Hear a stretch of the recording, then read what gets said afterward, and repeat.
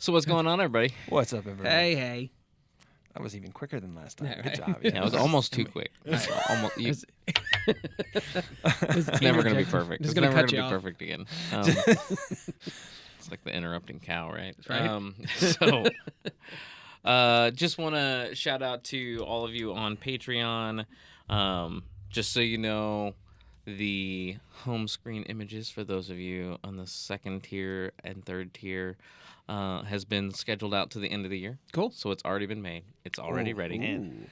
The music, the songs that are going to be released, some of them are same ones that are released to everybody, but there's a few of them that are going to be released to you guys before they're released to anybody else. Special edition. Also scheduled out to the end of the year for the tier 3 subscribers, which are the ambassadors. Excellent. So check that out when they drop. I think I released one just the other day. So I don't remember now. The 25th. Yeah, I did it 2 days ago. Excellent. It's kind of ridiculous that I can't remember that, but so drop that then. So that's fun. If you haven't checked it out, check it out on Patreon, and it's the Truth Response. Yeah. It's a thing. Sweet. It's a thing. It's a thing. We're up to 141 subscribers. Yay. Yeah. That's fun. Keep it rolling. Keep it growing. You guys are awesome. So we're going to start a 4-part series. 4 parts. Yep, 4 parts. Quattro. And the main question that all 4 parts are going to revolve around is: are modern Christians too distracted, exhausted, and comfortable to live deeply rooted spiritual lives? We're going to do it in 4 quarters. Do it in 4 quarters. Yep. It's going to cost you $1. Oh. That's right. We each get 3 timeouts. And The points don't matter. And the points don't matter. the points don't matter. That was my favorite show. Whose line It is was it anyway? a Yeah. dumb show, but it was I love great. that show. I've actually done. We did 1, 2, 3, 4 or 5 actually live Whose Line episodes were like I was one of the 4 contestants. We did it at the church. It was a lot of fun. I would realized love that. I'm not as good on my feet as some others, but I'd be a stellar facilitator. Ever need a guest to come in, I would do that. Okay, So sweet. I will say I love skit shows and variety shows, and I love improv stuff. So like anything like that usually tickles my fancy. But yeah, Whose Line was so great. Some of the original casts, like because there were 2 original casts really, but that was a good show. So I like the Drew Carey era. that was good. That was the better. The new one's okay, but it's. The beginning of the Drew Carey era. I like being able to watch it with my kids. And there Yeah. are certain other people that can't watch it with me. Even some of the older stuff are like, oh my goodness. Well, they snuck some stuff in there. They did. Yeah, you don't want to watch the one with like Robin Williams in it. Right. He likes to push the envelope. Oh, for sure. He knows his audience. Yeah. He plays to his audience. So we live in a world where silence is almost non-existent, right? Like there's constant noise everywhere, whether that's visual noise or it's sound or whatever that might be. So I want to explore the idea for today of, is this constant stimulation that we have in our lives, is it killing like our spiritual life? Is it killing our prayer life? Is it stopping us from being able to hear from God? And I think that a lot of times we go to social media to chill out, or we go to, I guess YouTube is technically social media. Do we go to the scroll? Do we go to the whatever to calm our minds? I've heard a lot of people talk about that being their go-to to kind of calm their mind and whatever. But I want to explore some of that today. So opener question is, what's the first thing you usually do when you wake up? Very first thing. What do you do? Ooh. The very first thing. I think some healthy doom scrolling. No, I'm just kidding. That's not what I do. I mean, I want some to people say do. I pray, but right? No, typically the first thing I do, I hit snooze my alarm 4 or 5 times, and then I eventually open it up, and the first thing I do is check text messages to see if something was changed, like if I need to be prepared for a change in my day. Yeah. That's the very first thing that I do. So before work, So it's yeah, work stuff. yes. So it could be like, oh, there's an emergency at church. I need to check this guy. Oh, there was an emergency at work, or my schedule changed, or something. Okay. First thing I do when I get up in the morning is usually, honestly, it's probably reaching for the stimulant. I go to make coffee. Mm-hmm. I like coffee. Yes. Or even my wife's coffee alternative. Something. I like a little jolt. Yeah. To start the engine, you know. Yeah. I'm generally the person who's, scrolling on YouTube shorts. Oh. I got this strange obsession with watching people paint miniatures lately. So I've been doing a lot of that in the morning. Interesting. Or a dumb phone game that I've got. I've done a lot of dumb phone games over the years for different, especially what I like to call my potty games because shampoo conditioner containers are not giving me the information I need anymore. So anyway, That's very true. if that's an old person joke. If you, Sure. But no, I will say that I do. There's certain videos that I didn't realize that I'd like watching if I do a little doom scrolling. But I actually have some kind of weird fascination with these guys that go out there and like cut incredible lawns, like the lawns that go and they're like so overgrown, and the dude's like, I'm gonna come do this for free, and then just makes it look amazing, and I'm like, Yeah, where they do on like quadruple time and then I'm staring at this guy cutting a lawn, and I'm like, how old am I where this is fascinating to me now? But yeah, so My kids say it's oddly satisfying. if you've never watched that, don't do it. It's addicting, and you don't know why. Yeah, and it'll add it to your algorithms for Right. sure. Yeah. Or it's like when people set up the elaborate domino things and you're watching it like create a painting, you're like, this is amazing, and then you realize it's a 14-minute video. Yeah, that I get sucked into certain, like actually that, and then because I'm a car guy, like I love watching people take cars apart and put them back together in videos. But there's this one guy that he goes even beyond. He has his own machining. So like he's doing a restore on a car. He'll take the whole thing apart, cut out pieces, weld new pieces in, machine his own nuts and bolts and different things. And I'm like, just mesmerized by watching how he prepares all the parts to go back on a car. And I'm like, this is amazing. Yeah, And then it makes me He makes yearn. money off of that. It makes me yearn for new tools. So Right? And that's its directed intent. I don't know, but it's fun. Yeah. So, what do you guys think about? So, I mean, obviously, everybody scrolls today.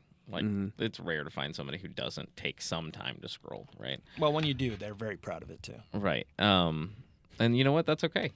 That's something to be proud of. I mean, not to brag on yourself necessarily, but like, I think getting away from distractions not a bad thing to talk about. I don't either. I'm keeping in mind people that I've run into. They're like overly proud that they don't. Oh, okay. Yeah. Well, You're like, oh, as if they're better than me, because they don't.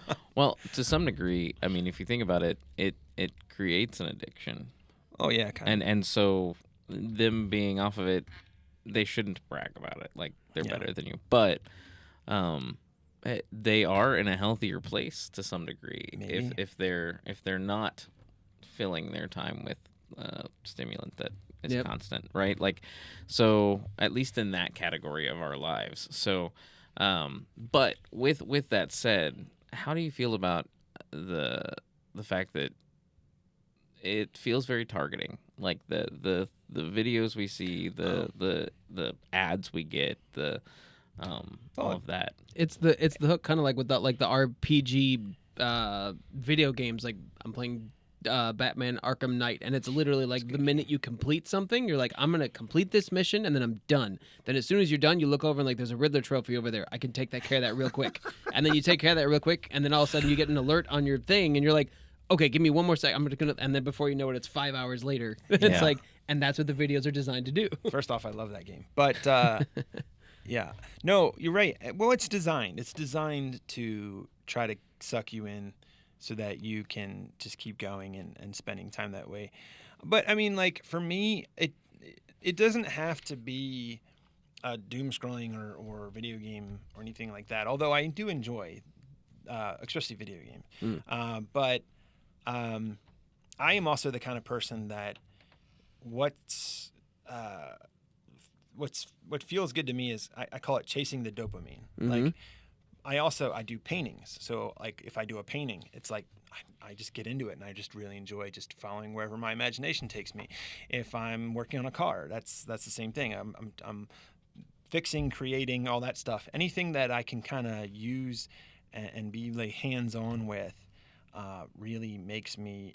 It just kind of gives me that whatever it is. Sure. That and I just love like if I'm studying the Bible. Like there's times where I'm like, I'm interested in this thing right now. So I just kind of keep going down that rabbit hole until I've almost exhausted it or, I think I'm done. I think I got enough right now, and so, I mean, that's just kind of my personality where it's like, well, I'm now into whatever this is for this moment. So I'm going to go down and that's all I'm going to do. So I've noticed, at least in more recent years with my wife, for example, she's somebody who has a few hobbies, right? Like reading. She does all kinds of stuff, puzzles, anyways. Smart people things, right? And so yeah, but she's got a number of hobbies, but in the past it was like, oh, she can pick up any of those and be in that happy place, right? But in more recent years, it's been, I'm not feeling that anymore. And so like she will have to hunt for things at different times. Like she won't be into reading for, a couple of months, and then she'll pick that back up again. But before, it was very much any of those things could definitely satisfy that itch to kind of recharge to whatever. Have you guys noticed anything like that in y'all's lives? To a degree. I mean, there was a scientific study done, I think, in the late 90s or early 2000s, where it basically showed that when you are watching television, your brain is less active than when you're asleep because your brain is actually working to create images and dreams and things like that, whereas the TV is doing it all for you. So to a degree, when you're doom scrolling, you're literally shutting your brain down to like a minute level. So that's why when you're doing it, like, this feels great because I'm not actually anticipating or I'm not really engaging in much. And then you've got, I actually had there was a business coach ask the question of what do you do to decompress? I mentioned that I like to I'll take breaks to go play video games because video games, if I'm working on, let's say, a big roofing project, this has taken me a lot of time and effort to figure this out. But with a video game, I can go play a mission and be done within minutes. And so I'm getting these little dopamine hits of I completed that, completed that, completed that, completed that. So it feels like I'm achieving a whole great amount when I'm achieving nothing. Yeah, I get that. I get that. Well, I mean, for me, I still find joy in all the things I like to do. But the one thing I do know is that because I have options, I will go, I don't know if I should say the path of least resistance, but I definitely will go a path of less resistance. So, for instance, like if I want to paint, and this is one that I fall away from a lot because for me to paint, sometimes I have to take the time to clear out a space and set everything up and get in my easel and get the thing. And so there's a lot of setup and such that if I haven't thought of that ahead of time, that I'd be like, well, I don't know if I want to go through all that. Whereas I could just do this other thing or this other thing or this other thing. And it doesn't really take prep. I mean, a game is really easy to get into because you just click, it's on, and then you're and actually with the new systems, you pick up exactly where you left off, and then you pick up the controller and it's dead, and it's like, yep, it's that, or like you realize you have to put the disc in and you've already put the feet of the couch up. You're like, come on, like, this is ridiculous. Yeah, okay, maybe that, but no, but that's for me, that's the thing that killed the discs. That's what that. Yeah, that did. well, I mean, it's just downloaded thing. So yeah, sometimes it's just maybe it's a little extra laziness of this. Well, I could just do this instead. But I mean, I still do find the joy in those things. My biggest problem is having the time to do them. For instance, like, okay, video games in my household, I'm competing with all of my kids. Oh, 100%. So like they might be on it and I'm like, I really wish I could play right now, but I can't. So when I finally do get the time, like I want to just lock in and do it. Like the other things are things that in order for me to do them, like I have to dedicate my time to them. So having that where I don't have to be at my wife's beck and call or my kid's beck and call or my job's beck and call, where I actually have time to just fully set up and do, whether it's working on cars or maybe doing a painting or go fishing or any of those things. Like, it's hard to make that time that I can dedicate to those times to do these things that I love to do that still, fill me up when there's all this other stuff trying to get my attention all the time. I think that's one of the reasons that it's so easy to doom scroll and to get on like the social media stuff, because all it takes is you taking it out of your own pocket. You're not competing with anyone, and you can do it at your leisure. Yep. For as much time as you have. If you have 5 minutes, you can do it. Or if you've got, well, God, hope you don't do it for 4 hours. But yeah, five minutes can easily turn into 4 hours. Though. This is true. But the thing is that I think that's why it's so addictive and so easy to do, is because it's so at your leisure. No matter how much time you have, I try to stay. That's why the stupid games on my phone, the stupid little ones, like I like playing Sudoku and Solitaire on my phone, which are old games, but they keep my brain moving. I'd rather play stuff like that than scroll, because scrolling just is a worse habit.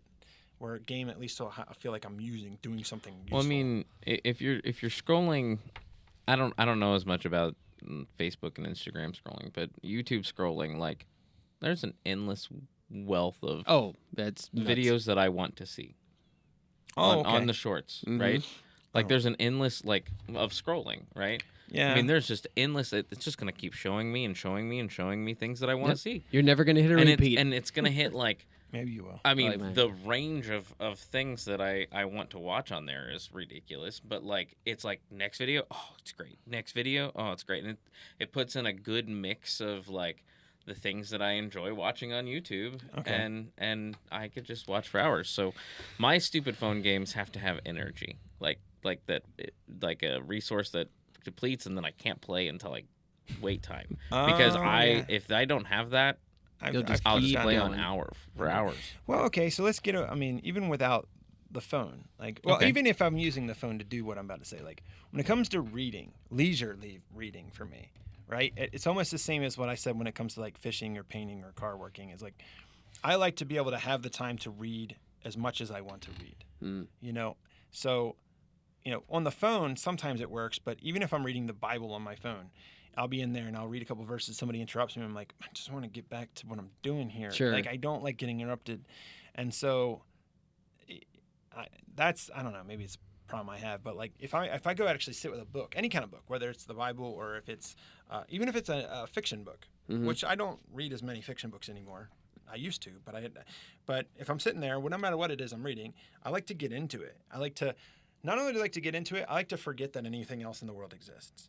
I just want to focus on what I'm reading, and so I'll tone out the world around me, but it becomes stressful because I'll look at it and I'll get into it, and then somebody's been talking to me, and then I realize somebody's been talking to me, and I'm like, what?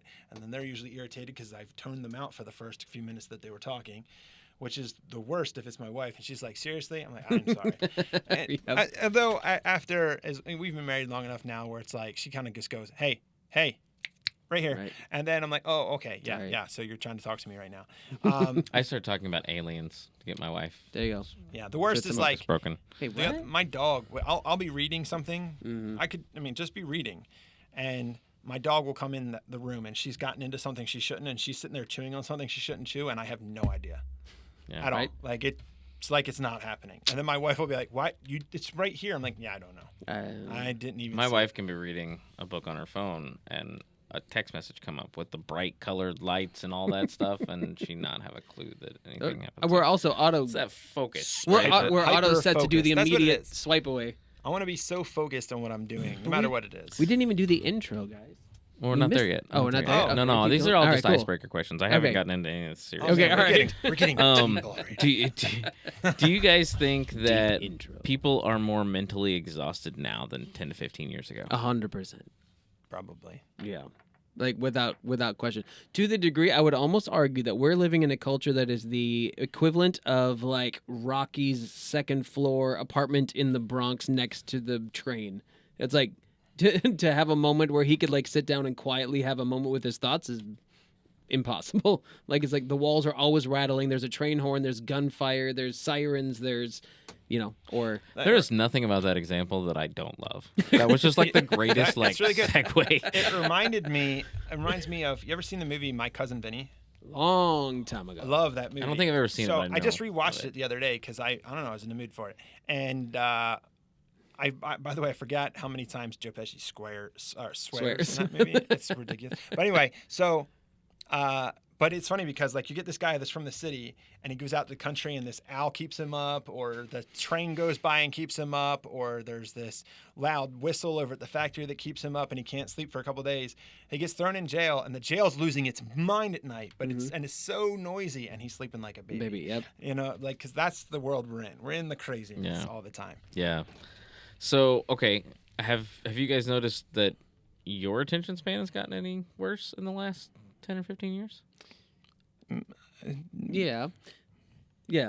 I would say yes, but usually for me it's because there's always so much going on that I want to focus on one thing, Right. and it's hard for me to have too many things trying to go on. Yeah, I'm at the not same time. asking about the desire, because like I think most of us desire to be able to have an attention span that is long. You know what I mean? Like no, but seriously, like that we could spend that time, that we can focus that time, but with all the extra stuff, right? Like our attention span getting shorter, like that's what I'm talking about. There's Like, more competing for it, for Yeah. sure. So, for instance, when it comes to painting, I keep bringing this up, but it's a good example for me.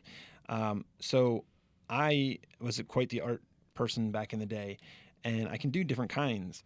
But what I end up going to now is that Bob Ross style kind of painting. He was one of my heroes growing up. And you can laugh all you want. Everybody needs a friend. But like Bob Ross could get a painting done in 20 minutes, right? I mean, I might not be the best for 20 minutes, but within an hour, I can put a pretty nice painting together. Yeah.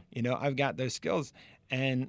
But the reason that that's become the forefront way of me doing paintings now is because I don't have time to do more elaborate, take your time, little bits by bits paintings. No, I do his style of painting because it's fast and it gives me that what I want to feel like I've accomplished something, and looks okay. So for me, I know because so much is looking for my attention that if I were to start a more traditional style painting and I get pulled away from it, I'm either going to have a hard time getting back to it.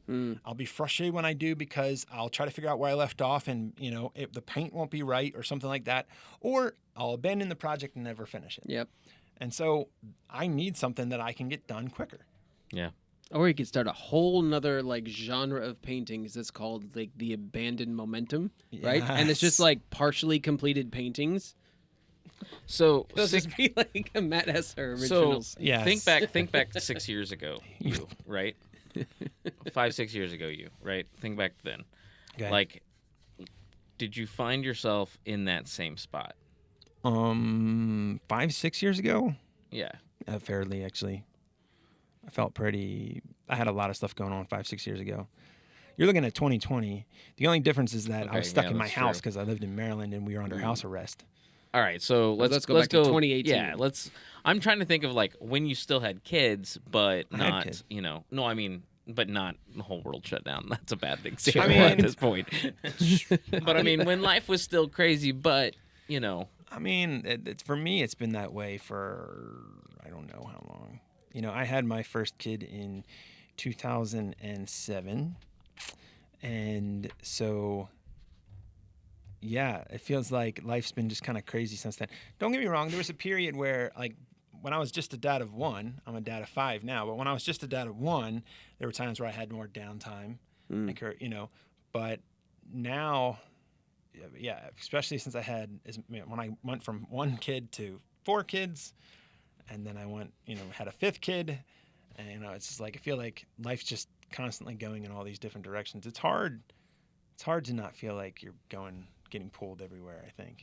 For sure. But then the operative question that my brain goes to is, are we in a position where we are just as, like, I go back to before we had kids, right? It's the constant, well, what did we used to talk about before kids, right? When you're out on a date with your that wife, was a right? person you wouldn't have liked today. I'm sure. But I mean, like, I Oh. think back, like, the young adult group we were part of, at the end of the service, it was always on a Saturday night. We just go hang out for hours, right? And then you sleep in and you think to yourself, man, I wish I could go back then. But I was stressed out for different reasons when I was, back then and now. As stressed out as I am with my kids, I can't imagine a life without my kids because I feel like my life has more purpose now than it did then. And the trade-off is it's busier. Yeah. To a degree. I mean, I even asked a gentleman not too long ago about, he said he used to do construction, back in the 50s and 60s. This is back before we had cell phones. And like, it just blowing my mind. And like, you'd have to get up, drive to the office, check your messages and see who left you messages, make your notes, make a couple phone calls, then drive to your construction site and go, hey, my concrete guy didn't show up on time. Now I have to go back to the office not to make a phone call. You can't check your messages on the way. You're not reachable, and now everybody's reachable. So every time you turn around, somebody wants your attention. Well, I tell you what's worse is not the fact that we're all reachable, is now there's an expectation to be at everyone's beck and call, which is worse. Which is actually what puts so much pressure on us. The more connected we've become, the more stress there is to be connectable at any moment's notice. And I think, that is a lot. It's a lot in itself because you're right. Back in that time, there was. But you know what? That was part of the job. Yep. There was an understanding of that man's job that he's going to have to spend that time driving back and forth, getting the messages, making those things happen. Now, everything that you just said can be done within about 5 minutes from his own phone. And he's expected to get more done because of that. Yep. And he was, by the way, if I'm going to go on that rant just a little bit further, he could go and he had a job that when that was part of it, going back and forth, he could pay his bills. Now, if he did just that amount of work, which he can do in 5 minutes, he's getting fired. Yeah. So, like, Yeah. I'm just saying, too much connectivity can be problematic. Everything's become so quick now, fast now. The microwave society, everything's got to be instant. In fact, like the other day, I ordered a new phone case for my phone, and I got it the same day from Amazon. Okay? Right. I didn't even have to leave. Right. It just came to me. Like, you can get your groceries bought to your house. Like, it's Yeah, you ridiculous. And everything's throwawayable. Well, most things, yes. Yep. I mean, look at printers. Yep. The ink costs as much as the printer does. First Just off, about. I don't want to get started on printers right Here now. we go. All right. Next question. How long do you think that you can realistically sit in silence before reaching for your phone? Just go to the DMV. You'll find out real quick. There, counter question. Boy. How long do I have? All right. Let's say you're- there's nobody's home. Right? No. See, no. Your family The will question not... really comes to how much time do I have where nobody needs me, where I don't need to be responsible to be near the phone. Okay. If I had that time, Let whatever me that time is, let me that's what let I me can- set the clarify scene. what I'm saying. Let's set All the right. scene. How long do you think you could realistically sit in silence, not doing anything outside of just sitting in silence? Oh man, if I felt like I could, a long time. It would be wonderful. I'd love to. Not touching phone, not touching TV, computer, not Nothing. fishing, not doing anything, just sitting in silence. Oh, it sounds amazing. Sounds like a vacation. Okay, Now, it are we sounds great. and we're talking but sitting how by- long do you think you could actually last? Right. And And we're talking realistically speaking. sitting by ourselves. We're not By sitting, yourself, not with anybody else. I would love to say I could sit a long time. I would be shocked if I could go 10 straight minutes. Really? Oh, I could probably go a couple. I would guess that most people couldn't go 5. I could probably go a couple hours. Yeah. No, for real. Like if I actually felt like I could, and I would go, that would be amazing. I think that answer is very telling, though. Like, you feel like you can't. Yeah, that's the thing. I feel like I can't not have my. I tell you what was really challenging a few years ago, probably about 3-4 years ago. My family went to this retreat, the Christian retreat, for pastors and their families, and it was amazing. But the thing is they had no cell service and no internet, which was awesome. So we just took all our devices and we put them up in the cabinet. Nobody was allowed to touch them. There you go. Yeah. And I loved that so much. It is a little weird though, because you're like, I don't know what's going on anymore. Yeah. And you're just hoping that nothing bad happens to anyone, because we've somehow got that fear that if we're not connected, then something bad's going to happen and we're not going to know or not going to know what to do or whatever. But the reality is like, I try to tell my kids, it's weird to think back of like the 90s, especially like the early 90s when like, if you weren't home, if you didn't have an answering machine, people would call your house, and you know what? If you didn't get a hold of you, you'd have to wait, maybe try to call back again. Right. And sometimes you'd never know that somebody called you until maybe later you see it and they're like, "Hey, I tried to call you one night." You're like, "Oh, really? That's a shame." Oh, I must not have been home. But there was something freeing about that. Now it's weird. So for that, but week, we didn't think about it that way. You're right. That's the point. But now I have this thing where it's like, it's not really necessarily a fear of missing out. It's just the fear of not knowing. Like, I don't know. Somehow I get this thing in my head. Like, if I turn off my phone, something bad's going to happen. Somebody's going to try to reach me, and somehow I'm going to fail someone because I can't be That's there. just another way to say FOMO, man. Oh, Like, 100%. I mean, maybe. I mean, guess that's the maybe same it's a different thing. version, but it's. I mean, maybe different intent, but like it's the same thing. Well, think it's about- the same thing. I'm not afraid to not be somewhere. I don't know. Like, for instance, like I can't going on vacation. My wife and I went on vacation without our kids. I'd start to lose it if I didn't check my phone from time to time, make sure nobody messaged me. If I go with my kid, like that week we had my kids. I had all my kids there and my wife. So when I turn off my phones, I'm like, well, the most important people are here. So Sure. whatever, I'll figure it out. Everything else is fine. You know, and I made that agreement, and I was able to enjoy that time very well. Yep. Where it's like, you know, whatever. Well, it's like, go back and watch any of these like disaster movies where like there's a meteor about to hit the White House and my wife is in the White House and her phone is over there and it's blinking and she's not paying attention. And like, That's why do you have a condition, phone? that's right there. I know. Yeah. Excuse me. Well, that's what we're talking about today. All right. We're gonna dive into it after the break. We've already divvied in a little bit. That's fine. Divin? No, this is Divin' just in. these are just icebreakers. Divin. We divined. So, welcome to the Truth Response.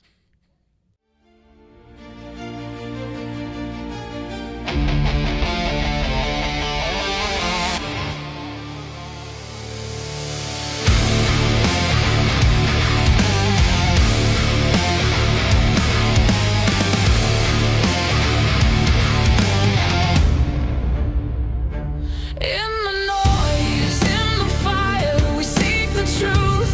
We climb higher, not just echoes, not just talk. We walk the path, we walk the walk. Truth in the battle, light in the loss. What we seek, clarity in chaos.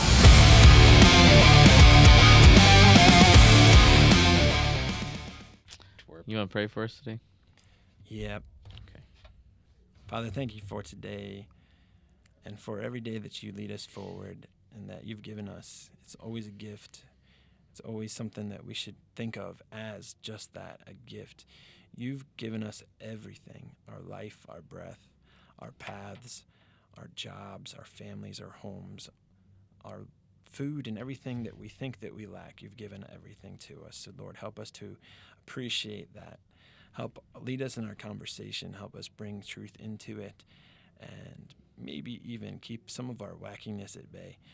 But, Lord, help it to reach those who are listening, and help maybe even reach those outside of them who will pass it on. And we pray all this in Jesus' name. Amen. Amen. So, when was the last time you truly sat quietly with God for more than 30 minutes? More than 30 minutes. More than 30 minutes. Well, Does Or have you driving ever? count? I think I've done probably like a 15, 20 minute stretch if I'm driving and I'm like I'm just like in ultimate frustration. I'm like, you know what? I don't let you talk enough. I'm sorry. I'd shut everything down and then start driving. But the same thing, you're going in also, you're like, I gotta text the client about such and such. It's like, nope, okay, and you shake it off, and then you're So- like, oh wait, I have to pick the songs for The answer to that is no, it doesn't count then. okay. Because Last week. last week. Yeah. Good for you. Yeah. And when I feel like I have a lot, too much going on sometimes, then I'll just go sit somewhere and just be with him. Do you have a spot? No. I mean, I pick out a spot at the time, but I don't have anything that's like, this is the only one. Sometimes it's sitting on my back porch. if I'm at the church, maybe I'll go sit in the student room quietly by myself. I've sat in the sanctuary a few times, the prayer room, family room. Usually I don't try to just do it at my desk, because if I do, then somebody's going to come in. Or Of something's course. going to happen. So, but yeah. Last week. How often do you sit there and you get so quiet and so in your head you fall asleep? Oh, a lot, especially when I'm at home. Sure. Well, unless I'm in a really weird position. If I'm in a comfortable chair at home, I'll probably fall asleep, because I'll get real deep into my thoughts, and then next thing you know, I'm like, oh, I was sleeping. Man, but that happens. Yep. Yeah. So Button. should it happen more often than that?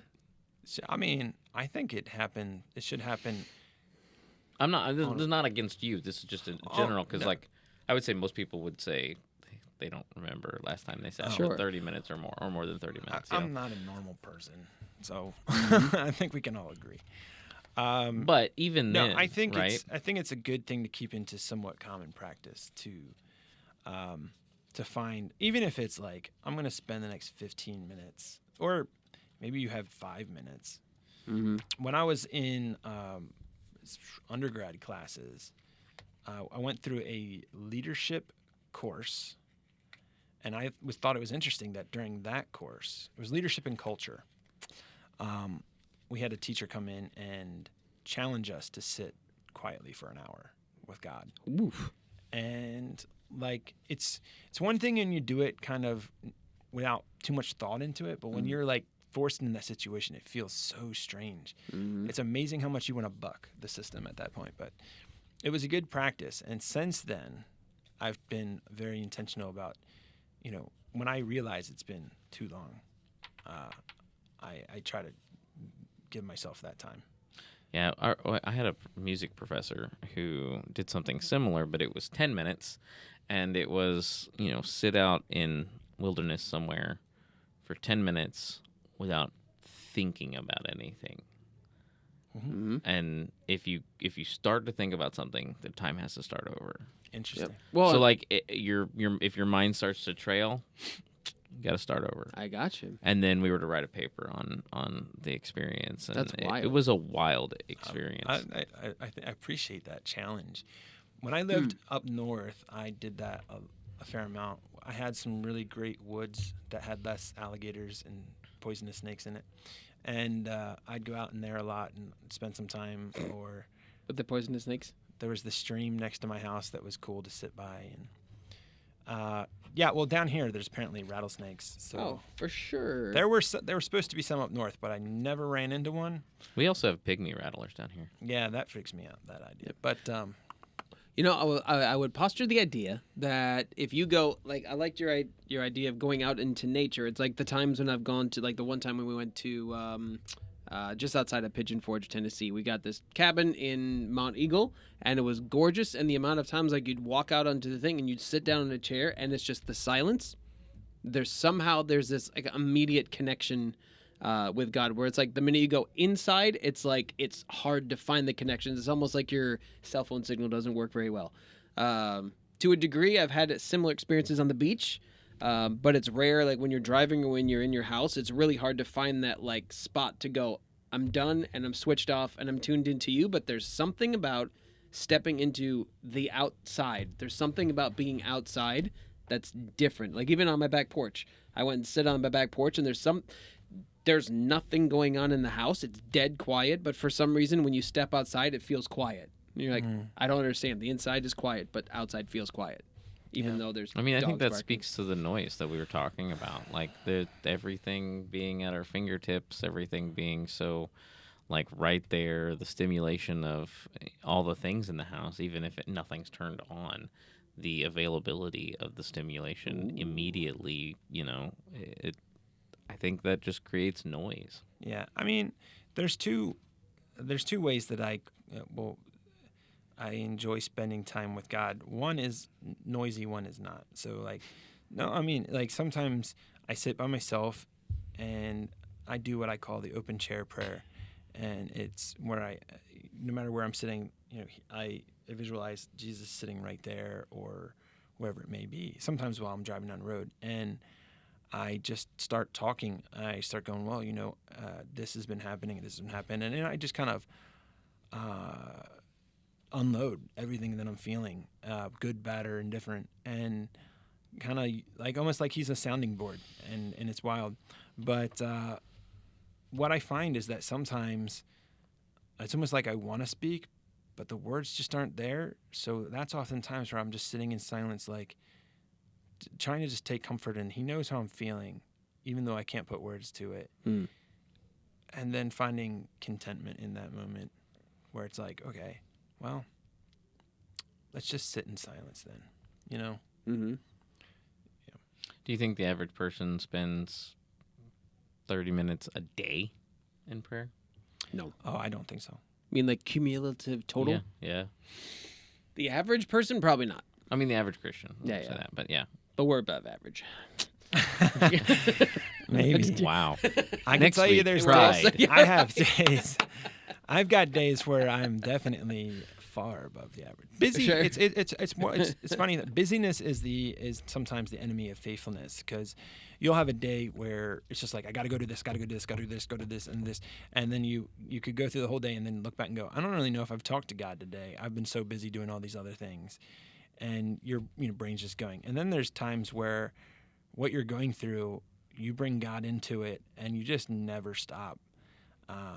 I've had days like that. Where, I'm going to start doing this. I know this is going to be a hard day, and God, I just want to talk to you before I start, and then I talk to you during it, and and then it just kind of continues. Somehow I'm just constantly talking to him. And then at the end of the day, it's like, well, okay, well, thank you. We got through. And it's a wild thing.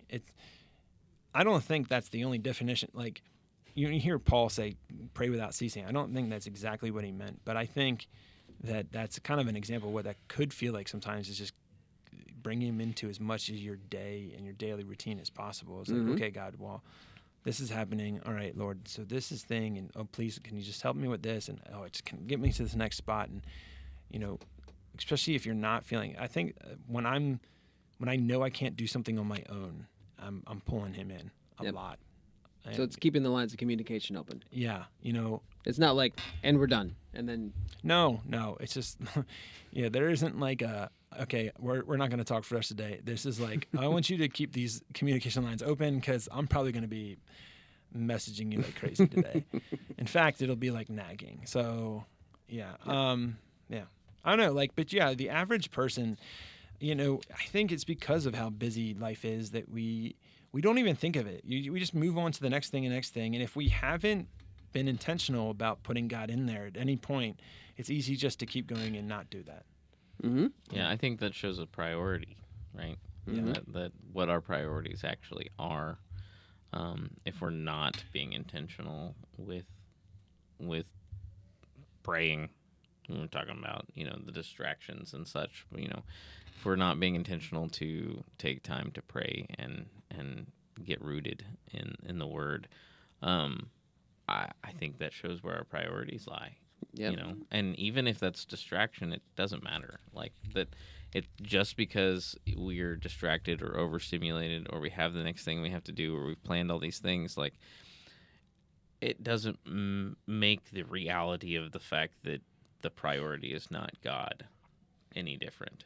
You know what I mean? Like that's still the reality of the situation, and we have to reset. We have to take time to refocus and relearn how to stop the overstimulation, True. stop the all of that. Yep. And I just had a realization. So part of my morning routine is I wake up and I go out and I get my coffee, and then I sit down and I'm either reading some type of leadership book or something, read the Bible, or I'm working on a message. I kind of work on it in parts, right? And so in my head, I'm going to work on all this for like an hour, then I'll get to work. To the point where I start feeling anxious that I haven't finished putting all these estimates together, and they're getting backed up. And I literally, as I'm sitting here at the table, just had the realization that even if my estimate is 2.5 weeks delayed, I have never had somebody come back to me and say, "You're taking too long on my estimate. I need you to get this done right now."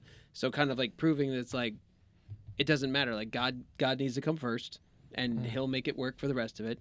I also had this random thought run through my head. I have a one of the guys that I work with set up his chat GPT with this woman's voice, and he has conversations with her. And he one time brought me in on the conversation. Hey, this is Dave. Say hi to Dave. Dave, this is, we'll call her Lisa. And I said, hey, Lisa, this is kind of weird. And her reactions were like she had coughs. She took pauses. Like it sounded like I was talking to a real person. And I thought to myself, could we set up a chat GPT bot that was Jesus? Could we say, go to the NLT version of the Bible, download everything, and I want you to have a conversation with me as we go, and I want you to use everything. Your responses can only come from the NLT version of the of Scripture. Because we shouldn't use the NLT to that degree. First off, Right. let's not pick on the translation. I will pick on it every time. I think, although that sounds like a fun thing to try out one time, just to see where that conversation would go, because I've put a couple AIs to the test with a few really big questions to see, and actually I've been impressed sometimes on what they come back with. I'm like, man, that actually was not a bad answer. But I think that's you couldn't have that all the time. Of course. I think there's too many people that would become an idol easily, to where they're going to look to that a lot, and it's going to, whether they realize what they're doing or not, it's going to take the real Jesus's place. And although they're going to feel like their devotion is to the real Jesus, they're looking to ChatGPT or whatever the thing is, versus actually going to the actual God. And, the thing is, a lot of times I go and I found many places in the Bible where, God doesn't take shortcuts, and He doesn't want us taking them either. Nope. And although, look, there's plenty of things that are helpful and useful and great tools, they're not meant to be a shortcut, so to speak. When you think about a person's like, I'm going to have AI write my entire sermon. Like, okay, so let's not do that. Okay, that's tricky and dangerous. There's useful things for sermon prep. You can have somebody. I've tried to see if it would rearrange my ideas for me and give me some better perspectives. I've done that before, but I wouldn't have it write my whole sermon. I think if anybody did that, it's like, no, that's not what we're supposed to be doing. This needs to be something between you and God, and it needs to be something prayerful. For the average Christian, like, you can Google things and you can chat or whatever AI things to try to find some answers, but double check them all the time. And your ultimate authority is still going to be in your Bible. So go back to your Bible and read it in context and read these things and see, we can't just, in a time where we have the most information available to us ever, but there's also a lot of misinformation out there too. So you got to make sure you know how to wade through the waters. And it's crazy, though, that even though we have the most information ever, people are the most biblically illiterate than they've ever been. And so it's like, it shows you that, like, people aren't putting that, they're not intentional about this, and it takes the right Christian heart, the right kind of Christian heart that's like, nope, this is important to me. This is a priority.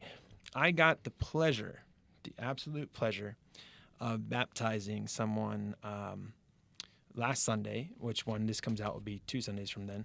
But and oh my gosh, her faith was so beautiful. And she was telling me a story about how she was invited out by some of her friends, and she, the old her may have done that, but the new her, that loves Jesus, was like, no, I'm going to Bible study that night. So that's what I'm doing, and was not swayed at all. Bible study was the priority. And I was like, that's the kind of heart that, oh my gosh, I would love to be able to copy and paste that. You know what I'm saying? Right. So, but it was beautiful. I love it. I even said it to her. I said, your faith is so beautiful. I think a huge part of it, like, think about how many times you've been on, like, say, Facebook, and there'll be, like, half a paragraph, and then as soon as you click more, it drops down, and what it is good. Everything that's written is amazing. But the minute I see it drop down, I go, forget this. I'm not heart. I'm like, I haven't even read the thing. I'm just scrolling to the next one. even the message you sent earlier, I was like, ooh, all right. I'm kind of like, I read the first line. I'm like, I get what he's saying. It's like, and then I showed up and like, I should read through this to make sure I know exactly where we're going. So there's this immediacy of, I don't have time to sit and read 2 paragraphs. I was like, something in my brain says, I don't have enough time to do that, which let's compare now to Old Testament times, right? Let's jump this, right? It's right, but let's talk about it, right? Because in Old Testament times, they had time to memorize the stuff that is passed down verbally, right? Whereas now we just say, "Oh, I can't. I'm not good at memorizing," so we're gonna use that as an excuse. Sure. What comparisons, as far as distraction versus not, do you think there was between now and that time? Well, Man, that's Just throw out a couple. well, distraction is. I have a reason for this. Sure. I'm going somewhere. The only with thing I this, think of is things like, like I have to go and I have to tend the field. I have to sow the oats and make the corn and do the thing with the sheep. It's like, so there's literally physically something. I have to fix the fence, not to fix that one. And it's not like we have power tools to drill things together. They had to hand fashion things. So I think the physical labor is what kept them busy the majority of the time. Well, I mean, everything about their day was different. Their day started when the sun came up and ended when the sun went down. Yep. And, yeah, they had things like lamps and stuff, but they weren't doing things in the night like we do things in the night. So it was a different kind of time frame and understanding of time. Also, very agricultural, very hands-on. The family took part in what the family did, so no matter what it was, if you were a farmer and you had livestock, a lot of your day was spent working to make sure the livestock were in the right place and taken care of. And, if you were creating or making things, that was the majority of your day. And so there wasn't the idea of the leisures that we have now didn't exactly exist the same way. Now they had downtime. I mean, they had to. They definitely reproduced, so they had some downtime. So, their day was just different, and their priorities were different. Their thought process when it came to how to make ends meet and move the family forward, which it wasn't in today's standards. It was in theirs. Like, okay, do we want to make sure we have food on the table and the roof stays above us and all those things. And so when you enter into, like, for instance, like at what would be considered a faithful Hebrew back then, they would, if it wasn't the things they did that was their trade or how they made their living, then boys went to Torah school to learn the Bible, and that was I thought you said tourist school. Torah school. Torah school. And so there was a dedication, and then if you were selected, or if you could lobby and get yourself, if you had that passion to go and study under a teacher, then you could do that. But if you didn't, then you would just go back to your trade, and that would be just what you did. And everybody just kind of kept moving forward that way. The religious practices became part of who you were, and it was just incorporated into your daily life. It was very routine. You did this at this time, you did this at this time, you said these kind of prayers at this time, said these kind of prayers at that time. You kissed the scripture on the doorpost, you did all those things. And so, that's, you prayed at certain times, and, that was just your whole day. There wasn't as much that so much is trying to get our attention and our time in today's world. It would have blown their minds, the kind of stuff that we try to pull off in a day. Oh, sure. Yep. And that's saying something, because they pulled off a lot in a day, just more focused. Yeah, so way more overstimulated today than then. Absolutely. So much more buying for our time. And yet, in the Old Testament and Psalms, God said, "Be still and know that I am God." Yeah. They were too busy. Yep. No, it's easy. They needed to stop. They needed to be still and know that He is God. Now, I mean, think about that for just a moment. Like, where is our priority? Where has it gone? are we allowing too much to come in and stop us from just taking time and spending it talking to God? Sure. I mean, Well, look at all the automations that AI has helped. Like, for instance, at work, we have CRM where all of our estimates, everything is built out already. All I have to do is click this and make sure there's the proper number, right? So it's like, I want HDZ shingles. I want to make sure it's 31 squares. That's already filled in. I don't have to worry about pricing or inputting any code. It's already just drop down. And I find myself getting wildly frustrated with how long it takes me to put an estimate together. I wish I had something I could do this faster so that I could fill it with something else. It's like, so you think about, you go back to like when you're, I don't know, a shepherd, and you're like, man, I wish I had something that could help me herd these cattle and that, or the sheep, whatever. So then eventually something comes along and helps you herd the sheep. You're like, cool, now I have more free time. So what do we do with our free time? We find something to fill the free time. Now we have two things we're doing, and then God forbid the automation fails. Now you have to pick up and do that again on top of what you were doing. So what was supposed to give you more time to free up, you just made yourself more busy. And so now you're doing double, triple, and quadruple work. well, what's kind of ironic about what you just said is that that sometimes God shuts things down and causes things to fail so that you shut up for just a minute. Right? I mean, I mean, seriously, I've experienced that recently. Just stop. Mm-hmm. God just saying stop for just a minute. yeah, Yep. that's true. I mean, you're right. So it reminds me, I watched this show called 1923. I think it was 1923 or something like that. And or 32. Well, it's one of those number shows. Anyway.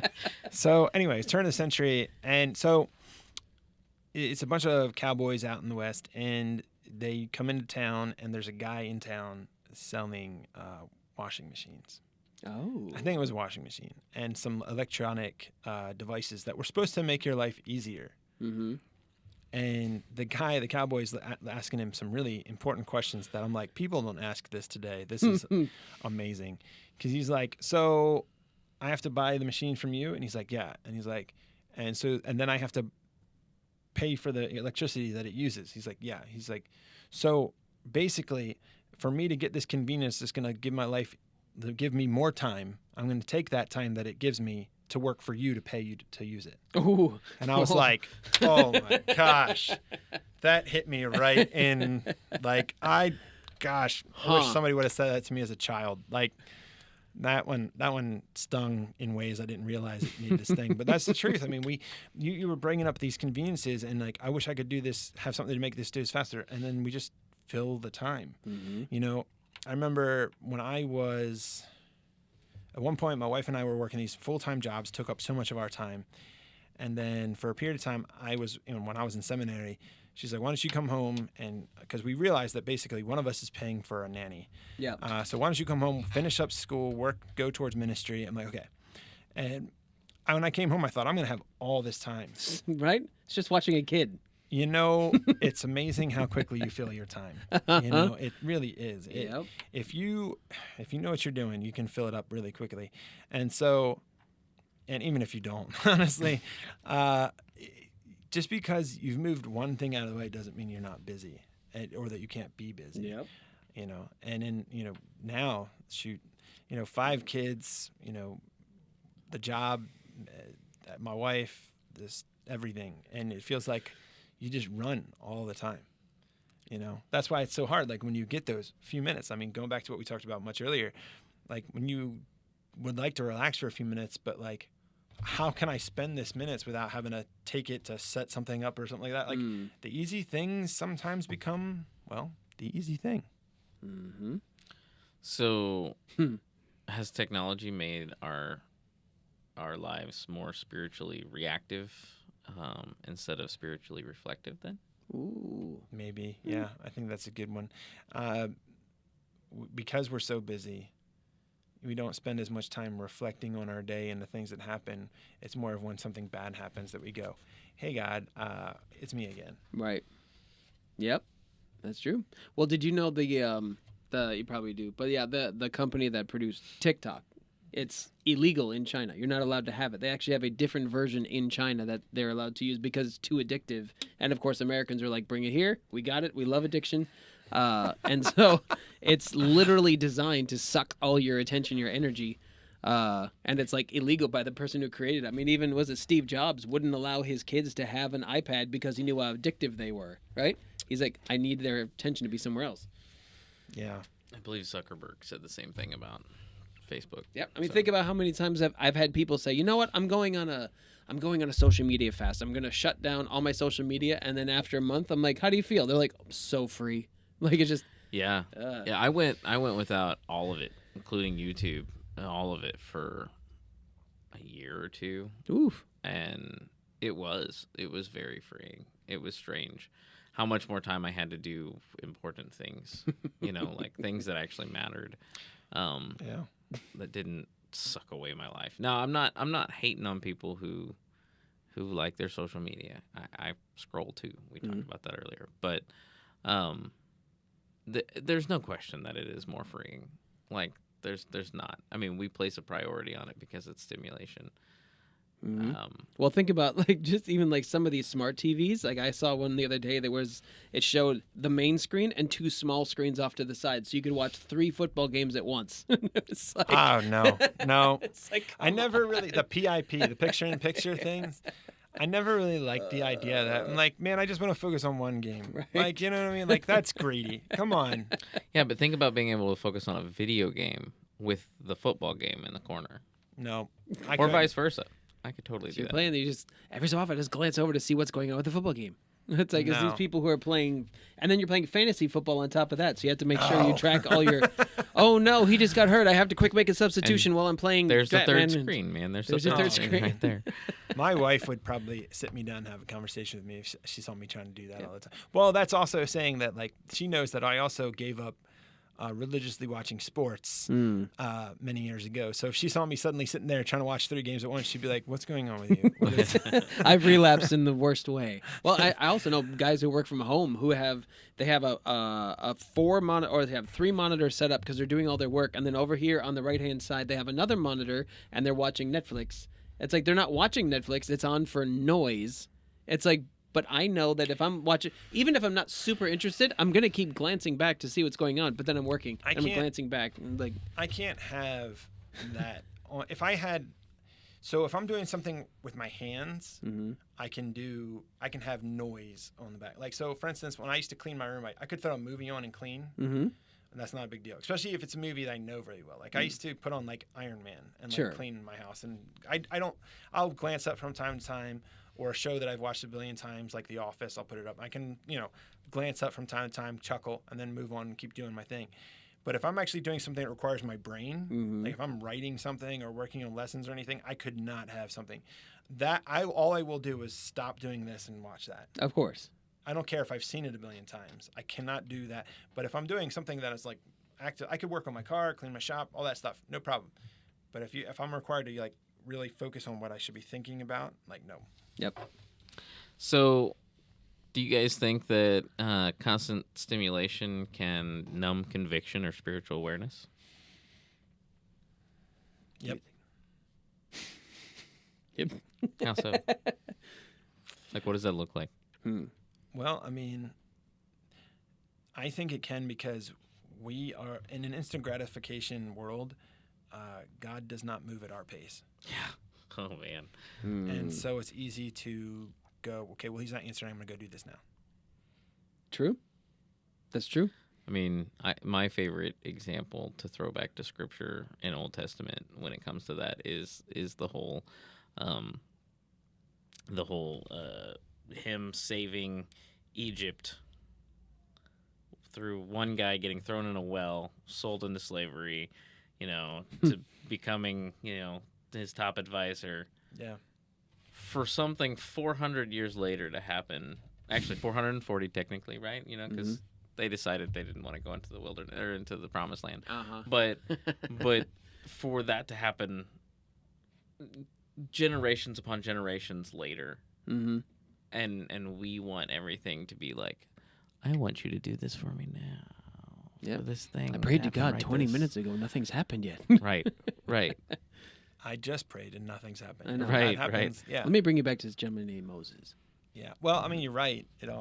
Well, I mean, it goes further back than that because you can't sure. get to Joseph without Abraham. Right. You know, right. you can't so you know what I mean like Well, Abraham's a whole nother story because it's like, dude, you have all this greatness, Abraham and was I like, want you to give it all away and walk that direction until I tell you to stop. Well, no, I mean, That's think it. about the thing about Abraham. Abraham was like 80 when God called him. So it's like you've lived Right, in what we right. would equivalent as a whole life. Yep. Right. You've lived your whole life. Great. Now I want you to go do this whole other life. Yep. Oh yeah, you've lived your whole life. Now I want you to have a kid. Yeah. And by the way, along the way, you're gonna have a kid and start a whole nation, and it's gonna be great. I even had somebody one time tell me they're like, I feel like you have a calling to be a pastor someday, but if you don't pursue it by the time you're 40, you've missed it. It's And that's like- an interesting thought. and now this conversation, I'm like, wait, do you remember Abraham though?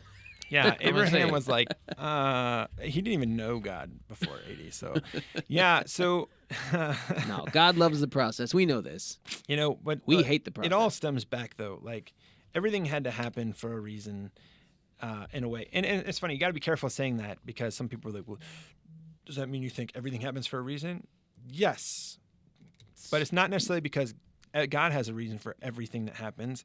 I think he can deal and use everything that happens to his work, but sometimes things happen because you're stupid and you make dumb decisions, and therefore consequences have to come out. Or because somebody else is stupid and makes dumb This decisions. very great point because that is completely true. Yep. So therefore, like sometimes things happen because a bad decision was made. Let's just generalize that way. Yeah. Yep. But that doesn't mean that God can't use all that to get to his final plan. And sometimes he's like, yeah, you're not going to make the right decision here, and I'm just going to play into that. I think that's part of it too.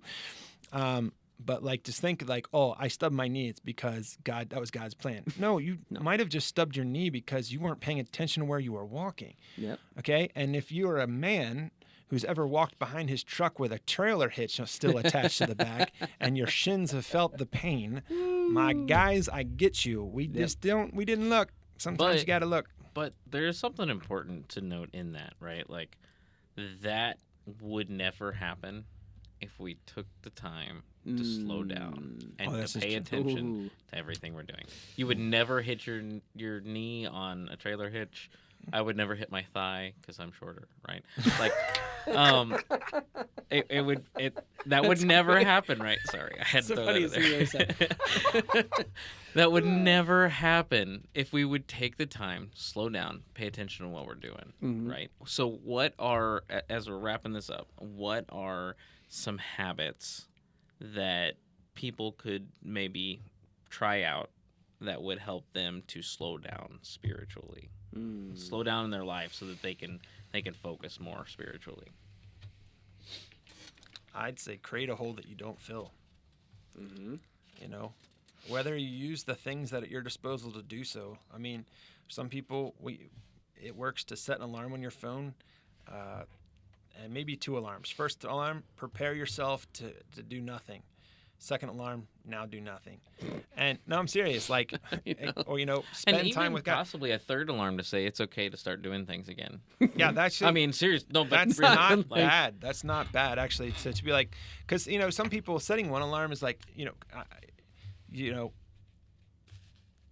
used to have an alarm that go off. Pray at this time, so set an alarm at this time. Okay, when you're in the middle of something, that alarm can go off and you're like, I'll get to it in 5 minutes, and Right. Of course. that can turn into you never got back. Right? Yep. Yep.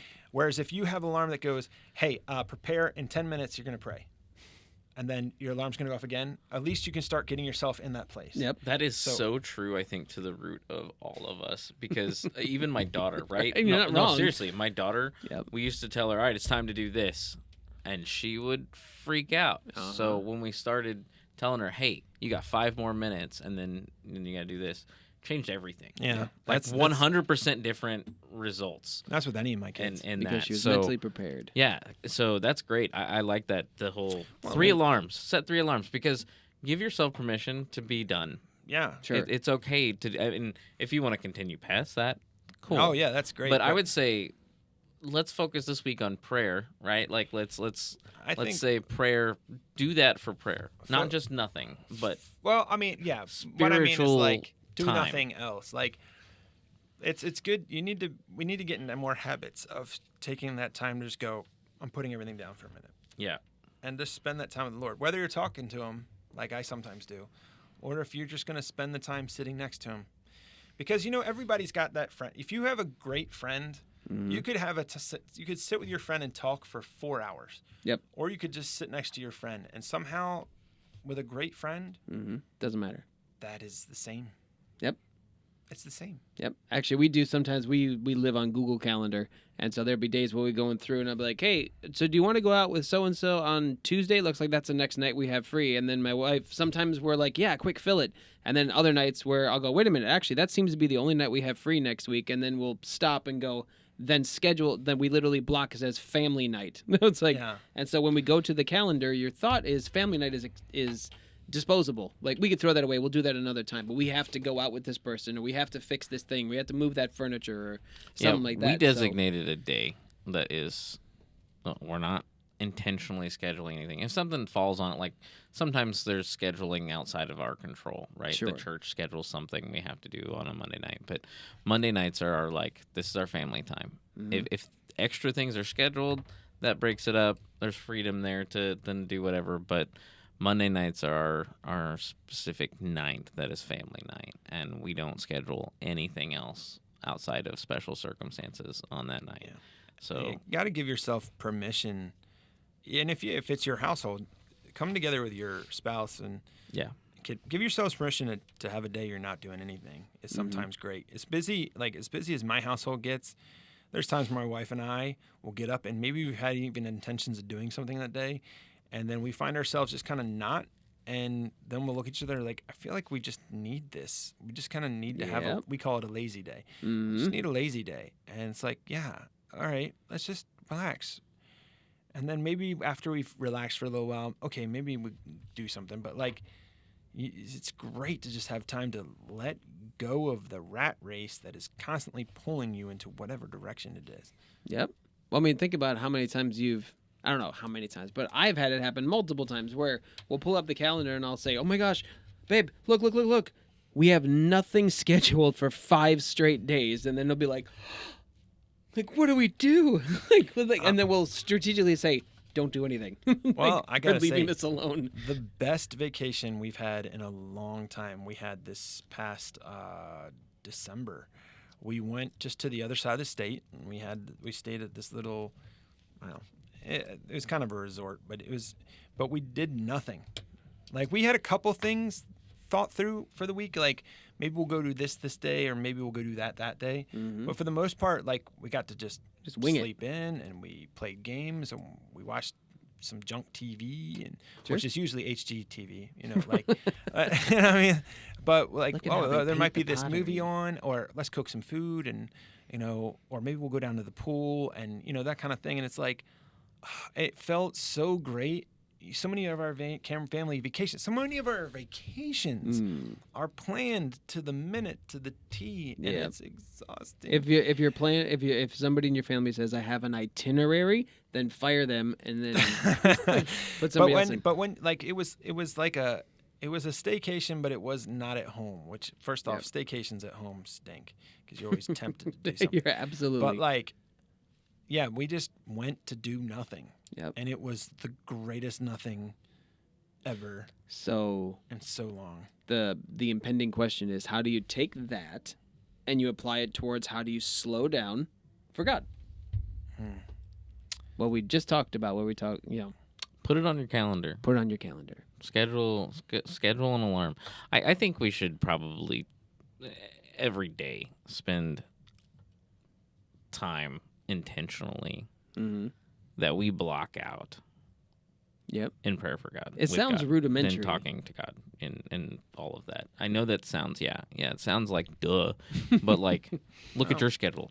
Are you doing it? No. And that's a call out to everybody, myself included. Especially Peter. Look at your schedule. Are you doing it? Because if you look at your schedule and you say no, well then that you needed to hear. Well, I think sometimes we need to look at our schedules the same way we do at cleaning out our closets. We need to. No, I'm serious. No, I'm with you. When you're going through your closet and you're like, okay, you're not going to wear this shirt. You haven't worn it in 3 years. Yeah. It's literally dry rotting. Give it to Goodwill. You know what I mean? Or whatever you want to do with it. Yep. the same But it way. might So you look at fit. your schedule and you're like, why are you really? Someday. Why are like? There's things you have to do Yep. on your schedule, and then there's things you're like, you don't actually have to do that thing. I mean, if it's not something for God or something that your family needs or some, why do you keep filling all those spaces? Like, clear out some space. Yeah, give yourself the time. We're so quick to do, as you said. You find yourself, you're like, oh man, this is the only time we had, and it's weird to find that sometimes. Mm-hmm. Find more places you can cut. It's like finding money in your pocket. Oh yeah, it's Like, wonderful. we have an hour to do nothing. What are we going to It's do? amazing. Yeah. Look at your schedule. And that's what you do. You say, oh my gosh, what do we do? And you start cycling through all the things you could do in this 1 hour. And you're like, we don't have enough time for that. We don't have enough. We could watch. Wait. And then by the time you get to, like, we have 20 minutes left. It's like sitting down with your spouse and you're like, oh, babe, you want to watch something tonight? Yeah, let's watch. What do You you wanna watch? spend And then you 45 minutes looking for something You use to watch. all your yes. time trying to find something. Then you're like, Yeah. we don't even have time to watch anything. Let's just go to bed. Oh, Yep. Yep. Been there. because sometimes you're so overstimulated that choices are not your friend. Mm-mm. So, in conclusion, In conclusion. slow down. Cut Pay it out. attention. Mm-hmm. Cut out the extra. Spend some time with God. Know that Jesus' example was he withdrew and prayed. Yeah. Know that God's told people thousands of years ago who were less overstimulated than we are by a lot, be still and know that I am God. Mm-hmm. Like, talking about pride earlier, like, humble yourself to know that, like, this is you too. Like, whoever's listening, like, you need to do all of these things too. And all of us are probably not doing it to the extent that we need personally. Romans 12:2, don't be conformed to the world. Don't get caught up in the chaos of the everyday life that the world is suggesting that you do, that stimulation that you are seeking, that dopamine hit. Use Jesus, Mm-hmm. as your dopamine hit. Because whenever things start getting put together with Scripture and you start realizing things, that is a dopamine hit that will last, right? 100%. So, Yep. yeah, that's what I want to leave everybody with is like, find time this week, every day this week, to spend some time in prayer intentionally, and to put away all of the stimulation that you're used to in the world, and just spend time in silence with God. Mm-hmm. That's the challenge. That's good. So, It's a good challenge. as always, like, subscribe, Share. share, Go to Patreon. and comment. I love the comments that have been coming in. They're great. All the comments. All the all comments. the comments. They're good. And Except for that one. no, all of them. Okay. All of them are good. All of them are good. He just wanted to say that. Of course. But yeah, so we love you guys. Thanks for tuning in. Next week we are going to be talking about, as I scroll up, You have a plan. I do. I have a plan. Plans are He's good. a man with a Trying to plan. find it. That one? Is it that one? It's not that I think there also was a panic, like the couple days Oh, when no, we've walked in there and it we is. don't have something to talk about, and we're like, what do we talk about? There's this So- panic going, crap. one. Next week we're going to talk about consuming Christian content without spiritual growth. Oh. What? That'll be Mhm. interesting. So that's going to be the topic for next week. Consuming good. I like it. Christian content without spiritual growth. Without it. Yeah. That's yeah, something to look so- forward to. All right. sure. So tune in next week. Next week. We love you. We love you. God bless. God bless.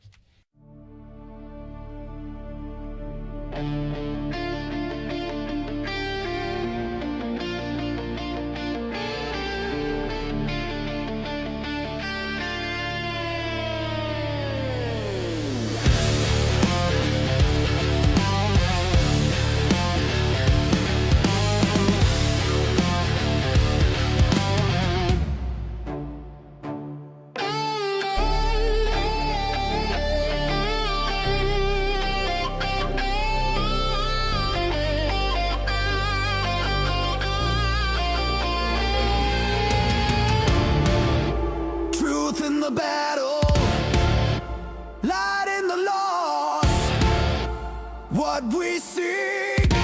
Clarity